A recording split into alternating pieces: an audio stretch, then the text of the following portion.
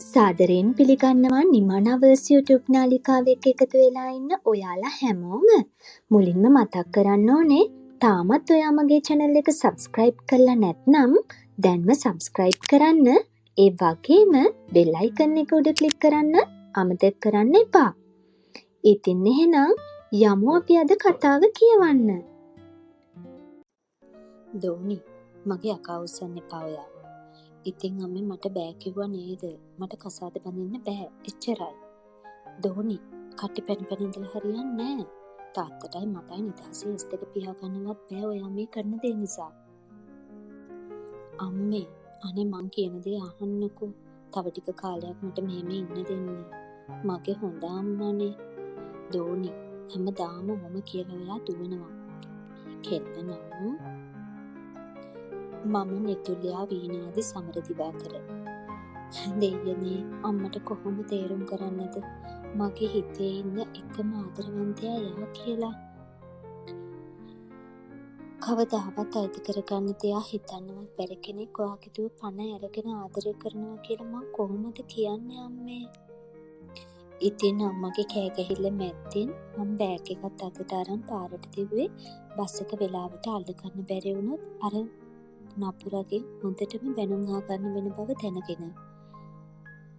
පුතා ඔයාගේ මුළු ජීවිතේම බිස්නස්ම විතරද? ඔන්න ඉතින් මගේ සුදු අම්මා අදත් පටන් ගත්තා. අදත් පටන් ගත්ත නෙමේ පුතා. මට බයයි සල්ලි පස්සෙන් දුවලා අන්තිමට මමත් නැති දවසක ඔයා තනි වෙයි කියලා. අම්මා ඔයා දන්නවා මම කැමති නෑ කියලා. කොටින්ම මම ওই මාතෘකාව කතා කරන්නවත් කැමති නෑ. ඇයි අම්මේ ඒක දැනම ඉගෙනම කියවන්නේ? පුතේ හැම කෙල්ලම අරකි වගේ නරක නෑ. ඔයා ලංකාවේ ඉන්න ලොකු බිස්නස්මන් කෙනෙක්. ඉතින් ඒකේ ඔයාගෙන් ගන්න පුළුවන් තරම් සල්ලි ටික අරගත්තා. අනේ අම්මේ මට යන්න පරක්කු වෙනවා. ඇති දැන් මේ කතාව ප්ලීස්. මං වලදාපු අතීතේ ආයෙ අවසන් එපා සුදු අම්මේ. හරි ඔයා අදට යන්න පුතා. හැබැයි මම ඔයාට මනමාලියක් බලනවා. එදාට බෑ කිව්වොත් යනවා යන්න මම ඔළුව හැරුණු අතේ. කොහෙවත් යන ජරා ගෑණියෙක් නිසා මේ අම්මට දුක් දෙන්න එපා පුතා. ඇකිය වදන් කනකට නොගත් අවිදු කාර් එකේ යතුරත් අතට අරන් ගෙදරින් එළියට ගියා. කොයි තරම් සල්ලි තිබුණත් කාලෙකට කලින් හරි ලස්සන ආදර කතාවකට හිමිකම් කියන්න අවිදුට පුළුවන් වුණා. ඔහුගේ ජීවිතේ දැන් නම් ලොකු දුකකින් පිරීලා තිබුණේ. ඒත් ඒක අතීතයක්ම විතරක් වෙලා ගියේ අහිංසක හිතක් තිබ්බ අවිදුව නපුරු සල්ලිකාරයෙක් කරමින්. අන්න ආවයක් පැටියා. අම්මේ මගේ සුදු කොල්ලා. ඇත්තටම තෙනුල්ලා ඔයා මේ මූසල යකාට ආදරෙයිද? මේ නිමු උඹේ කට කඩා ගන්න ඕනේ දා. කවුද මූසල? යනවා යන්න. එයාට මුකුත් කියන්න එපා. එහෙම තමයි. එයා ඔය එක උරචක්කර මාල දිහා බලන්නේ නෑ. අපෝ වැඩේමයි. අපිටත් වෙන වැඩක් නෑනේ. යක්කු ෆෝන් කරන්න. ඔයිට වඩා හොඳයි රෑ 12ට කනත්තක් ළඟට ගිහින් මහසෝනාව මීට් වෙලා පොරට ආදරේ කියලා එනවා. ඇත්තද? ඇත්ත තමයි. උඹ වැඩ ටික කරපන්. නැත්නම් උඹටයි මටයි දෙන්නටම වෙන්නේ බැනුම් අහන්න තමයි. නිමු එක චුට්ටක් රණ්ඩු වුණාට මොකද ඒකි මගේ බොක්කේ ෆිට් එක. තාම මට වයස අවුරුදු 25යි. බාහිර උපාධිය කරන ගමන් මගේ සුදු කොල්ලගේ ඔෆිස් එකේ ඩේටා එන්ට්‍රි ජොබ් එකක් තමයි කරන්නේ. අවිදු කියන්නේ මගේ කම්පැනි එකේ බොස්. ඉන්ටර්විව් එකට ආපු දවසේ ඉඳන් එයාව දැක්ක පළවෙනි මොහොතේ ඉඳන් මම එයාට ආදරේ කළා. ඔව් ඒක පාර්ශවික ආදරයක්. හිනාවක් නැති ඒ නපුරගේ සුදු මූණට මම ආදරේ කළේ පිස්සුවෙන් වගේ. මේ හලෝ තමුන්ට දැන් කීපාරක් කතා කරාද මම? මේක දවල් හීන බල ඉන්න තැනක්ද? මකුලයි ඉවරයි. අවිදු සර් ඔයා මගේ ටේබල් එක ළඟ දෙනකම් මම දැක්කේ නෑනේ. සර් මේ නෙමෙයි කොයි මම දුන්න ෆයිල් සෙට් එක ඇස් අරගෙන හීන බලන එක තමුසේගේ විනෝදාංශලා. කවදත් වගේ යකා වගේ කෑ ගහන එක සර්ගේ හොබි එක වෙලා තිබ්බේ. ඔය සුදු මූණ ගැන හිතනවා ඇරෙන්න මං වෙන මොනවා කරන්නද කියලා කියන්න බැරිකමට මම කටවහම් බිම්බලා ගත්තා. Sorry sir. අරන් එනවා ෆයිල් ටික මගේ රූම් එකට. තවත් මොනවදෝ තනියම කියවමින් අමිදු සර් රූම් එකට යනකම් මම බලන් හිටියා. ඒ මදවිට නිමු අතින් කට තද කරන් මන් දිහා බලාගෙන hina වෙනවා. මොකද මෝඩියේ hina වෙන්නේ? හොඳ වැඩේ බොට මාත් එක්කත් රණ්ඩු වෙවි ලව් මූඩ් ගහන්න හිටියේ සනීපද දෙන්න. අප්පෝ ඉරිසියාකාරී. වැඩේම ඉරිසියා කරන්න. ආයෙත් පාරක් නපුරගෙන් බැනුම් අහන්න බැරිකමට මම ෆයිල් එකත් උස්සගෙන යාගේ රූම් එකට ගියා. දෝනි කියන්නම් මේ ඉරිදට ඔයාව බලන්න මනමාලයෙක් එනවා. මොකක්? දෝනි ඔයා දන්නවා තාත්තා ඔයාට පණටත් වඩා ආදරේ. එයා තාමත් මහන්සි වෙනවා වැඩ කරනවා. එයාගේ එකම ආසාව ඔයාව ලස්සන මනමාලියෙක් වෙනව දකින්න එක. ඇයි අම්මේ ඔයාලා මාව තේරුම් ගන්නේ නැත්තේ? මං කොහොමද අවින්සර්ව අමතක කරන්නේ? හිතේම කෑ ගැහුවත් මට අම්මට ඒ ටික කියන්න ශක්තියක් තිබුණේ නෑ. ඇස් සීතල වෙලා කඳුළු කැට දෙක තුනක් කඩාගෙන වැටුනේ දුක වැඩිකමටමයි. දෝනි ඔයා අඬනවද රත්තරන්? ඇයි මේ? නෑ අම්මේ මේ රොඩක් ගියානේ. ඔයාගේ අම්මටද දෝනි ඔයා මේ බොරු කරන්නේ? මගේ මැනිකගේ හිතේ තියෙන දේ කියන්න. ඔයාට කාත් එක්ක හරි සම්බන්ධයක් තියෙනවා නම් කියන්න මැනික. අපි ඒ දරුවගේ ගෙදර අයත් එක්ක කතා කරමු. අනේ එහෙම එකක් නෑ අම්මේ. එහෙනම් මං තාත්තට කියන්න අපි තව ටික කාලයක් දුවට මෙහෙම ඉන්න දෙමු කියලා. එපා අම්මේ. හිරිදට එන කට්ටියට එන්න කියන්න. එහෙම කියලා මං අම්මට තුරුල් වුණා. කෑ ගහලා අඬන්න හිතුණත් අම්මගේ තාත්තගේ හිත පාරන්න තරම් ශක්තියක් මට තිබුණේ නෑ. දුක් විඳින තාත්තා වෙනුවෙන් මේ දේ කරන්න මං හිත හදාගත්තා. අවින්දු මචං ආවද උඹ? වරින් සිට්. කොහොමද බං ලහිරු? මම නම් හොඳින්. ඒත් උඹේ මූණෙන් කිව්ව හැකි උඹේ මූණ එච්චර හොඳ නෑ කියලා. මගේ මූණේ මොකද දැන් උඹට පේන අවුලා? දැන් උඹ මට එන්න කිව්වේ මගේ මූණේ ඇද හොයන්නද? මොකද යකෝ මේ? හරි. කියහා මොකද මම ලංකාවේ හිටපු නැති අවුරුදු 2කට උනේ?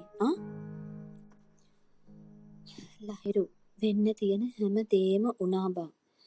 ඒකී මගේ හිතත් එක්ක මගේ ආදරේ එක්ක සෙල්ලම් කළේ ප්ලෑන් එකකට කියලා මං දැනගත්තේ මගේ ලෝකෙම ඒකේ වෙලා ඉවරයි. තේරෙන්න කියහන්කෝ අවිදුවා. අනික උඹලගේ අම්මා මනමාලිය හොයනවා. මට කෝල් කරා දැන් ටිකකට කලින් උඹේ ඔළුව හදන්න කියලා. ආන්ටි පව් මචං. මං දන්නවා ලහිරුවා අම්මා පව්.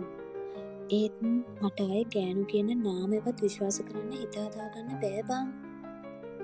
මට කියපන් ඔය තරමට වෙන්න වින්ද්‍යා මොකක්ද උඹට කළේ? වින්ද්‍යා කියන්නේ ලෝරික්ස්ගේ දසන්ගේ වයිෆ්. ඒකි මාව සෙට් කරගෙන මගේ කම්පැනි එකට ගේම දෙන්න ලොකු ඩ්‍රාමා එකක් කළේ. what? පට්ට බැල්ලි. සිරාවටම අපේ හිතුවේ දසන් සිංගල් කියලා නේද බං? ඔව් බං. ඌ මාස්ටර් ප්ලෑන් එකක් ගැහුවා. හැබැයි සතෙට්ටවත් වැරැද්දක් කරලා නැති මට ඒකිගේ වැඩේ මට අහුනේ ඔෆිස් එකේ පියන් කොල්ලගේ උදව්වෙන්.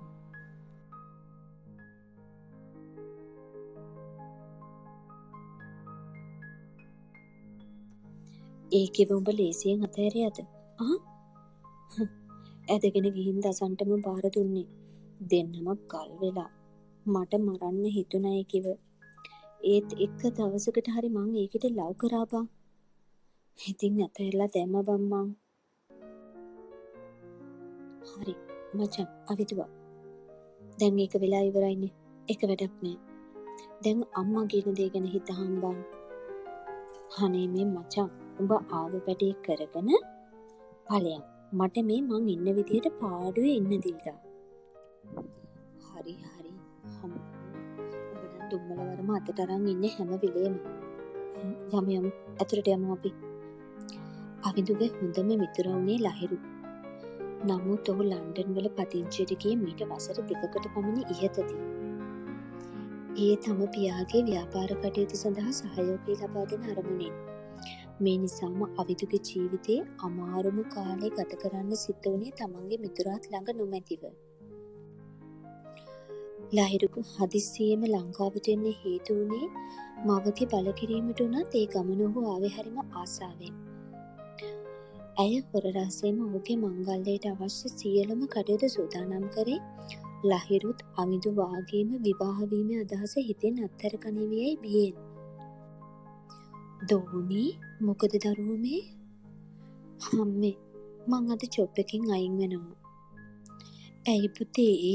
ඔයාට බඳින්න කිව්වා මිසක් අපි රස්සාවෙන් අයින් වෙන්න කිව්වේ නෑනේ දරුවෝ.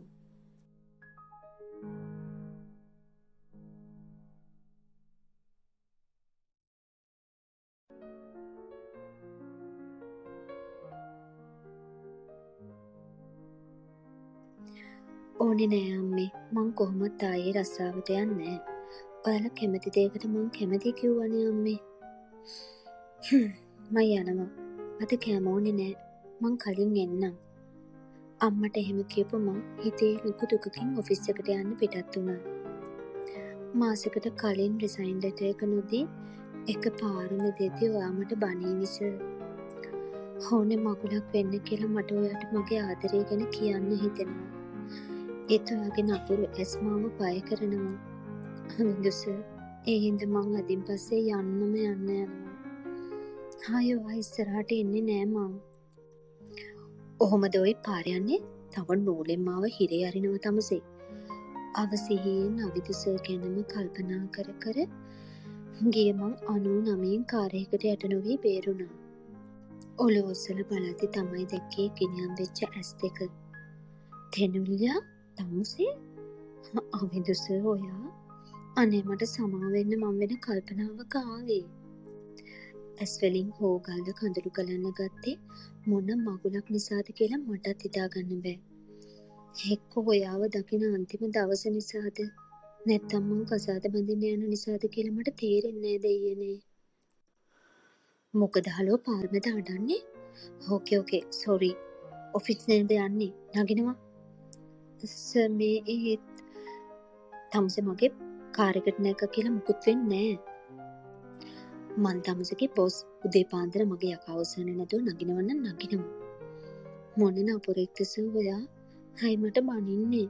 මගේ හිතින් එයාගෙන් මං අහන ගමන් ඒ කාර් එකට කොට වුණා. ඇස්වල කඳුළු පිහදාගන්න මගේ පුංචි ලේන්සුව හෙව්වත් හම්බුනේ නෑ. බෑග් එකම ඇවිස්සුවත් ඒක හොයාගන්න බැරි වෙද්දි අමිදුස මගේ දිහාට එයාගේ ලේන්සුව දික් කළා. දෙයියනේ සුවඳ. ඔයා ළඟ මෙච්චර සුවඳද සර්? බදාගෙන ඉඹගෙන යන්න හිතෙනවා. මොනවද තම මාව ගිලින්න වගේ බලන්නේ උච්චර? කලින් කොල්ල දැකලා නැද්දා? මේ කොල්ලෙක් නේද තාම? නෑ සර්. නෑ කිව්වේ? එයා කාර් එක ඩ්‍රයිව් කරන ගමන්ම මගෙන් ඇහුවා. කොල්ලෙක් නෑ කියලා කිව්වේ සර්. පිටට පේන්න විතරයි තමසලගේ ලස්සන කටවල් නම් වක්කඩ වගේ. කොල්ලෙක් නෑ. කවදායිද රවට්ටන්නේ? බොරු කියන්නේ? මට නම් තමසල වගේ උන් පේන්න බෑ. අනේ බොරු නෙමේ සර්. මගේ ජීවිතේ මං ආදරය කළේ එක්කෙනෙක්ට විතරයි. ඒත් එයා දන්නේ නෑ මං එයාට ආදරේවත් කියලා. මොකක්? මාරලව් නෙව්වා. වෙන්නේ නැති සර්. එයා මට අයිති වෙන්නේ නෑ. ඉතින් මං ඒ ආදරය ගැන එයා කවදාවත් දැනගන්න එකක් නෑ. හරි මට වැඩක් නෑ. ඔෆිස් එක ළඟ ඉන්න බහිනවා. කතාවෙන් අපි දෙන්න ඔෆිස් එක ළඟට ඇවිත් තිබුණා. Sir thank you so much. මං හිතන්නේ සර් නපුරු නෑ. සර් නපුරුයි වගේ රඟපානවා. සර් මං අද රිසයින් එක දෙනවා. සර් එනකම් මම රූම් එක ළඟ ඉන්නම්. ඇස් දෙක ලොකු කරන් අවිදුස මන් දිහා බලන් ඉද්දි එක හුස්මට ඒ ටික යහට කියලා මං එතනින් දුවගෙන ගියා. මං ආයේ ඔෆිස් එන්නේ නෑ කියලා කියද්දි නිම්බුණන් හයියෙන් ඇඬුවේ මාවත් පදාගෙන. දුකට ඒකේ අඬද්දි මටත් ඇඬුනේ මොනවා වුණත් ඒකේ මගේ හොඳම යාළුවා නිසා. උඹ ඔය තීරණේ ගත්ත එක ගැන මට සතුටුයි බං. හේත් ජොබ් එකෙන් යන්නේ ඇයි කෙල්ලේ? මට එයා මගේ ඇස් ඉස්සරහා ඉන්නවා බලන් වෙන කෙනෙක් බඳින්න බෑ.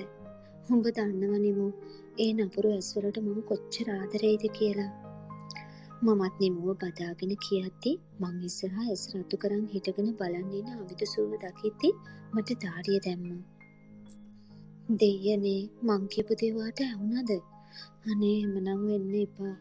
නිමුත් හොඳටම බය වෙලා. අවිදුසුව දැක්කට පස්සේ දැන් තෙනුල්ලා යන නිසා අනිත් අය හඬන්නේ මොකටද? අනික මෙච්චර වැඩ තියෙද්දි? අනේ සෝරි සර්. රිසයින් ලෙටර් එක ගෙන තෙනුල්ලා සයින් කරලා දෙන්න. ඔයාට එතකොට යන්න පුළුවන්. අනිත් අය මලකයක් වෙලා වගේ අඬන්නේ නැතුව වැටික් කරන්න පටන් ගන්න. ඔෆිස් එකේ යට සද්දෙන්ම කියපු අවිඳු සර් කෙලින්ම ඔෆිස් රූම් එකට ගියා. ඉතින් මාත් එයා පස්සෙන්ම ගියේ මං නිමුට කියපු දේ එයාට ඇහුනේ නැති කියන පුදුම සතුටකින්. කෝ ලෙටර් එක අතට ගත්තු අවිඳු සර් මගේ මූණවත් නොබලා අස්සම් කරලා අපව එක මට දුන්නා. මං යන්නම් sir. Okay all the best. එහෙම කිව්වෙත් එයාගේ ෆෝන් එකට මූණ ඔබාගෙන. ඉතින් මගේ ආදරයට සද්දාහටම සමුදීපු මං යන්න ගිහින් මගක් දුරට අමිත් සර්ගේ මූණ දිහා එකපාරක් ආයෙම හැරිලා බැලුවා. දෙයියනේ ඔයා මං යන දිහා නේද බලන් හිටියේ. ඒ ඇසා මාව මග හැරියේ හරිම වේගෙන්. දෝනි කොහෙන්න බලන්න. අනේ හරි ලස්සනයි මගේ මැනික. අනේ අම්මේ මට බයයි. බය වෙන්න එපා රත්තරනේ. ඒ තරුවා ඔයාට ගොඩක් කැමතියි. යමු අපි. බුලත් හිප්පුවත් අතේ තියන් අම්මා එක්ක සාලෙට ගියේ මගේ මනමාලයව පළවෙනි වතාවට බලන්න. මොකද අම්මා කිව්වට මම එයාගේ ෆොටෝ එකක්වත් බැලුවේ නෑ. සාලෙට ඇවිත් ඇස් උස්සලා බලපු මට ඇස් අදහගන්න බැරි වුණා. දෙයනේ අවිතුස ඔයා මගේ හිත සතුටින් කෑ ගැහුවා. යමු මැනික යන්න ගිහින් දීලා වඳින්න. මගේ කකුල අවිඳුසේ ළඟට ඇදලා ගියේ ඉබේමයි. මගේ කට කනේ නේද කියලා හිතුණා. අවිඳුසේගෙන් ඇස් දෙකේ පුදුම වෙලා තිබුණේ මාව දැකලා. මම හෙමින් ගිහින් අවිඳුසේ ළඟට ගිහින් හෙප්පුවට දික් කළා. දෝනි අම්මා කෑ ගහද්දි අවිඳුසේ කලේ හරි අමුතුවට hina වෙන එක. මන් නෙමේ මනමාලයා මෙයා ලහිරුව උඹ මෙතන hina නොවී මේ හෙප්පුව ගන්න. එතකොට මගේ නපුර නෙමේද මනමාලයා? අවිඳු සර්ව දැක්කට පස්සේ සාලේ හිටපු කිසිම කෙනෙක් මම දැක්කේ නෑ. ඒ නිසා එයා එක්ක හිටපු අනිත් කෙනාවත් මම දැක්කේ දැන්. hina වෙවීම මගෙන් හෙප්පුව ගත්තේ අවිඳු සර් ළඟම වුණ අනිත් කෙනා. එතකොට තමයි මතක් වුණේ අඩුම මම මනමාලයාගේ නමවත් දන්නේ නෑ නේද කියලා. මගේ හිනාව අතුරුදහන් වුණා. අතුරුදහන් වුණා නෙමේ සර්. ඔයා එක උදුරගත්තා. ඒ හෝරාව කටුනේ හරිම හෙමින්. ඔව් ලහිරු. ඔහු අවිඳු සර්ගේ හොඳම යාළුවා.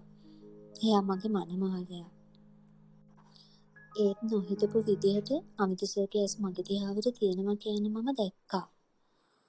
ඒත් ලහිරු මගේ ළඟින්ම ඉද්දි ඔහු ෆෝන් එකත් අතින් අරන් එළියට ගිය දුකින් කියලා මට හිතුණා. මගේත් පපුව පැලෙන්න තරම් වේදනාවක් තිබුණේ. ඔයා දිහා බලාගෙන මං කොහොමද සර් වෙන කෙනෙක්ගේ මනමාලි වෙන්නේ? තෙනු ලහිරු අයියේ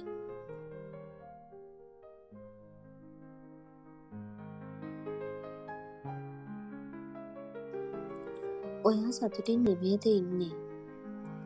ඇයි එහෙම අහන්නේ? අපේ වෙඩින් එකට තව සතියයි. ඔයාගේ මූණේ මට සතුටක් පේන්නේ නෑ. එහෙම මොකුත් නැහැ.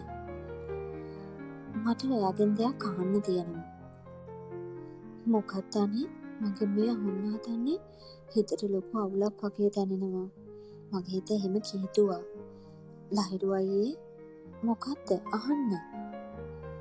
එදා මම ඔයාගේ ගෙදරට ආව දවස මතකද? එදා ඔයා ලස්සනට hina වීගෙන අවිදුව ළඟට ගිහින් හිටගත්තේ. ඇයි මැනික ඔයා එහෙම ලස්සනට දැන් hina වෙන්නේ නැත්තේ? අනේ මොනවද මේ අහන්නේ ලහිරු අයියේ? එහෙම මොකුත් නෑ. ඔයාට පිස්සුද? නැත්තම් කමක් නෑ. අවිදුස හොඳින්ද ඉතින්? ඌගේ මොන හොඳක්ද? අර වින්ද ගෑණි කියමින් ලොකු කතාවකට එයා මුල පිරුවා. හරි බරි ගිහිලා මාත් ඉඳගත්තේ කතාව අහන්න. ලහිරු අයියා මම නොදක වුණු ලොකු කතාවක් අමිත සර් ගැන කිව්වා. හිතේ ලොකු වේදනාවකින් මං ඒ කතාව අහගෙන හිටියේ. ඒ කියන්නේ ආදරේ කරලා වැරදි කෙනෙක්ට. එච්චර දෙයක් වෙලා නොබී හිටපු මේකා දැන් හොඳටම බොනවා. බීලා ගෙදර යනවලු. ඔෆිස් එකෙත් වුණවලු. ඒ මොකද ඒ කවුද දන්නේ? මගේ ෆෝන් එක ගන්නෙත් නෑ. යන්න නේද ඔක වල්කන ඔෆිස් එකට. එහෙම කියමින් ලහිරු අයියා මාව තුරුල් කරගත්තා. ඒත් මගේ හිත තිබුණේ දුර ඈත අමිත සර් ළඟ. හැයියා බොන්න පටන් ගත්තේ සර්. මට අදටත් මතක් වෙන්නේ ඔයා මගේ දිහා බලාගෙන හිටපු විදිහ. අනේ මට එකපාරක් ඔයාව බලන්න තියෙනවනම් මට සමා වෙන්න ලහිරු අයියේ. මන් දන්නේ නෑ මගේ අවදි සර්ගේ ආදරේ මට අමතක කරගන්න පුළුවන් වේද කියලා. ඔයා ගොඩක් හොඳ කෙනෙක්. මම මේ කරන්නේ වැරද්දක් කියලා හිතනවා. මම මගේ හිතින් එහෙම හිතුවත් මට ලහිරු අයියට කිසිම දෙයක් කියාගන්න තරම් ශක්තියක් තිබුණේ නැහැ. හෙලෝ නිමු. මෙන්න කෙල්ලට මම මතක් වෙලා. තෙනු කෙල්ලේ මම්ම කතා කරන්න ඕනේ නේද? අනේ නෑ වෙඩින් එකේ වැඩවලට ගොඩක් බිසි වුණා. කොහොමත් මම ඔබව හම්බ වෙන්න එන්න හිටියේ. එහෙනම් හවසට හම්බෙමු. මොනවා හරි බොමු. හා එහෙනම් මම 5 වෙද්දී ඔෆිස් එක ළඟට එන්නම්. හා වරින්කෝ කියන්න දේවල් කොටයි. ඒ මොනවද කියලා අහන්නත් කලින් මේකේ ෆෝන් එක කට් කරලා දැම්මා. මගේ ආසම කහ පාට දිග ගවුමට සුදු පාට සැන්ඩල්ස් දෙක දාගෙන ලාරෝස පාට ලිප්ස්ටික් එකෙන් ටිකක් ගාගත්තා. මගේ එකම මේකප් එක උනේ ලිප්ස්ටික් එක විතරයි. අම්මටත් යන්නම් කියලා හෙමින් කුඩෙත් තියලගෙන පයින්ම යන්න ගියේ මට එකපාරටම ගහපු බ්‍රේක් එකට තරු විසික්කුණා. ආවින්දු සර් ඔයා ඇස් රතු පාට ලොවිකෙට ටිකක් වගේ වෙලා මගේ දිහා කන්න වගේ බලාගෙන හිටපු යාව දැක්කාම මට බයත් හිතුණා. තමුසේ කොහෙද යන්නේ ආ? සර් මේ නිමෝ හම්බ වෙන්න මේ මට තමුසේගේ දෙයක් තියෙනවා මගේ ළඟ. ඒක මට තමුසේට ආපහු දෙන්න ඕනේ. ඒ මොකද්ද සර් ඒ? නගිනවා. මේ මං තමුසේට ගිලින්නේ නෑ නගනවා හිසේ. ලහිරු අයියා එනම කිව්වා. ඒකයි එහෙමද? එහෙම කියපු ඔහු තව වචනයක්වත් කතා නොකර යන්න ගියේ මාව පුච්චලා දාන්න පුළුවන් බැල්මක් හෙලන ගමන්. කොහෙද කියන්න කලින් ගියානේ. අනේ ඔයා එක්ක යන්න ආසයි සර්. ඒත් මොකද මැනික මේ බය වෙලා වගේ? මොකද පාර දිහා බලාගෙන? නෑ නිකන් අයියේ. නිකන් නම් වෙන්න බෑ. නගින ළමයි. අද ඔයා පුදුම ලස්සනයි. මගේ වයිෆ් මෙච්චර ලස්සන කෙනෙක් කියන්නේ මාර ආඩම්බරයක් මට. මැනික ඔයාව යාළුවට පාර දීලා මං අර මෝඩයව ටිකක් හම්බෙන්න ඕනේ. ඒකට කමක් නැහැ. ලහිරු අයියා සර්ව හම්බ වෙන්න. අමිත සර් මේ පාරෙන් කොහෙද යන්නේ ලහිරු අයියේ? අනේ සුදු උගේ මේ මාලිගාවත් මේ කිට්ටුවනේ තියෙන්නේ. අපි යමුකෝ දවසක. හොඳද? තවත් බොහෝ දේ කතා කරමින් ලහිරු අයියත් එක්ක මම අවදි සර්ගේ ඔෆිස් එක ළඟටම ගියා. පුරුදු තැනම නපුරගේ කාර් එක තිබ්බේ ඔහු ඉන්න බව අඟවුමින්. මමත් හෙමින් සැරේ ඒ ඇස් හතර වටේම හෙව්වා. සේයාවක්වත් මට නම් මුණ ගැහුනේ නෑ. නිමෝ හිනම වීගෙන මගේ ළඟට එනවා මං දැක්කේ එතකොට. අනේ අපේ කහ මලක් වගේ හරි ලස්සනයි බං ඔබ. නංගි මේ මගේ ප්‍රින්සස් පරිස්සමට එක්කගෙන යන්න ඕනේ. හොඳද? හොඳමයි සර්. කියමින් නිමෝ මාවත් ඇදගෙන ලහිරු අයියාගේ ඔෆිස් එක ඇතුළට ගියේ පරිස්සමට යන්න මැනික කියමින්. කැෆේ එකට ගිහින් කතාවට සෙට් වුණත් නිමෝගේ මූණේ ලොකු බැරෑරුම්කමක් තිබුණා. උඹ මට මොකක් කර කියන්න හදනවද නිමෝ? මට උඹේ මූණ දැක්කහම එහෙම හිතෙනවා. හව් මට ඔබට ලොකු කතාවක් කියන්න තියෙනවා. ඒ මොකක්ද බං? හැබැයි කතාව කියන්න කලින් මේක අහලා ඔබ කිසිම විදිහකින් බොරු වෙන්නේ නැහැ කියලා පොරොන්දු වෙනවා. අනේ මම බය නොකර කියහන්කෝ. ඉස්සෙල්ලා පොරොන්දුව. ඊට පස්සේ කතාව කියන්න. හරි මම පොරොන්දු වෙනවා. දැන් කියහන්කෝ. තේනු අවිදුස දවසක් මටම එයාගේ ඔෆිස් එකට එන්න කිව්වා. මං යද්දි පොර හොඳටම අඬලා ඇස් රතු වෙලා තිබ්බේ. මටත් අද හම්බුණා. මගේ මොනවද දෙයක් එයා ළඟලු එක දෙන්න ඕනේ කියලා. එයාගේ ඔෆිස් එකට යන්න ඕනේ බං. ඔව් මං කියන්න හදන්නේ තේගෙන දෙයක් තමයි. කොහොඹේ අර පුංචි ඩයරිය? ඒක මගේ බෑග් එකේ. අර පුංචි පර්ස් එකේ. මගුල තමා. ඒ පොඩි පර්ස් එක සර් ළඟ. මොකක්? දෙයනේ මට මේ ටිකේ ඒක ඕනේ උනේ නෑ බං. ඔව් ඒක එයා කියවලා. ඒකේ උඹ ඌට පිස්සුවෙන් වගේ ලව් කරපු හැම දෙයක්ම ලියලානේ. ඒ හැම දෙයක්ම ඌ කියවලා. කොටින්ම උඹ බුලත් හෙප්පු උස්සගෙන ඌ ළඟට යද්දි ඌ දන්නවා උඹ ඌට ආදරේ කියලා. අනේ නිමු මගේ පපුවත් රිදෙනවා. නිමු මේ බලපන් ගැහෙනවා මාව. ඌ අඬනවා වැළපෙනවා. ඒ ලහිරු කරන උගේ හොඳම යාළුවා. ඉතින් ඔබට සතුටින් ඉන්න බලන්න කිව්වා. සර්ට උඹලා දෙන්නගේ පැත්තට එන්න ඕනකමක් නෑ කිසිම විදිහකින්. ඒත් උඹට ආදරේ. මට එන්න කියලා ඔය හැමදේම කියලා පොරගේ හිත නිදහස් කරගත්තා.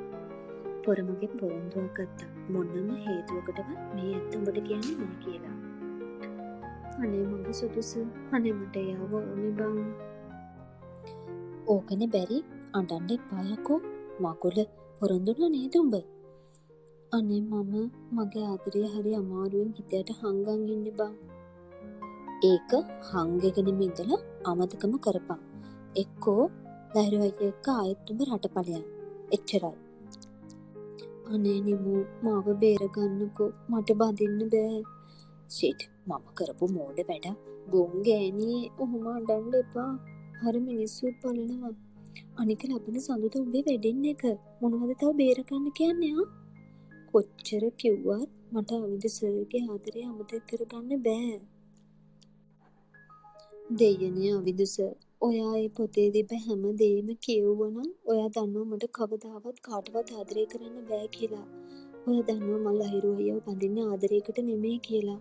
අනේ මාව ඔයා ළඟට ගන්නකෝ සර්. හොඳටම අඬලා හෙම්බත් වුණ මම ගෙදර ඇවිත් කන්නේත් නැතුව නිදාගත්තා. සතියකට පසු කෝ මනමාල මහත්තයා අස්සම් කරන්න වෙලාවත් කිට්ටුයි. අපේ මහත්තයා ලහිරු පුතාට කෝල් එකක් ගන්න ඉන්න නෝනේ. අන්න නෝනේ කාර් එක ආවා. රෙජිස්ටර් වෙලාව බල කියවද්දි මම ඔහේ බලාගත්තුවද බලාගෙන හිටියා. මට තිබුණ පුදුමාකාර දුකක්. හරියටම දවස් 3කින් මම ලහිරු අයියවවත් දැකලා තිබ්බේ නෑ.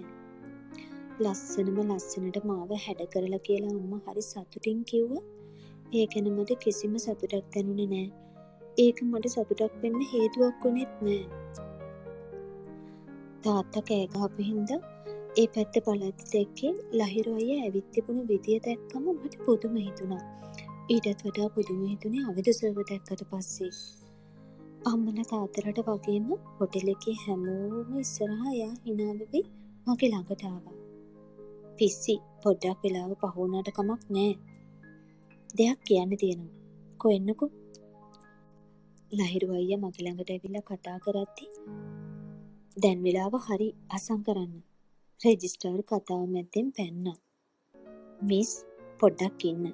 අපිට ඔය නම් දෙක චුට්ටක් වෙනස් කරන්න වෙනවා. පොඩ්ඩක් ඉන්න. මොකද පුතා මේ වෙන්නේ? අනික කෝ එයාගේ වෙඩින් සූට් එක. මේ පුතා ඇයි ඔයාගේ වෙඩින් සූට් එක ඇඳගෙන? තාත්තේ ඔයාගේ දුවගේ ඇස්වල තිබ්බ දුක මම තේරුම් ගත්තේ අද නෙමෙයි. එයාව දැක්ක පළවෙනි දවසේ. මේ ඉන්නේ මගේ බොක්කේ ෆිට් එක. තෙනුගේ ආදරේ. ලහිරු අයියේ. හෝ අද මට කියලා ඉවර කරන්න දෙන්න. එදා ඔයා මතකද ඔයාව දාලා මම මූව හොයාගෙන යද්දී මූ පොතක් බදාගෙන අඬනවා. මෙන්න ඒක. මෙන්න මේ බෑග් එකේ ඒක තියෙනවා. මූ ඔයාට ආදරේ. ඒ වගේම ඔයාගේ මූණේ හිනාවේ උරුමකාරියා මූ. බොරුවට තවත් ඒ ආදරේ හංගන් ඉන්න එපා බං උඹලා දෙන්නා.